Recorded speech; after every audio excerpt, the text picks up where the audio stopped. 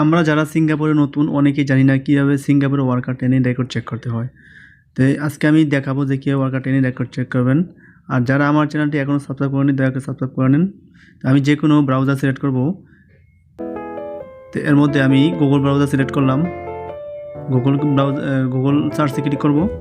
তারপর এখানে সার্চে ক্লিক করব। তারপর এখানে লিখব ওয়ার্কার ট্রেনিং রেকর্ড।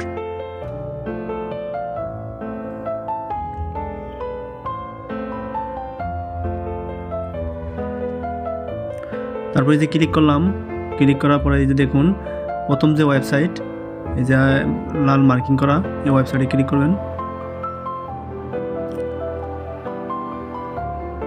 তারপরে এই যে মার্কিংয়ের জায়গায় ক্লিক করবেন।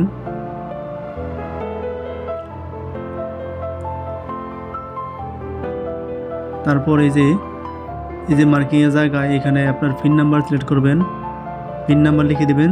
আমি লিখতেছি।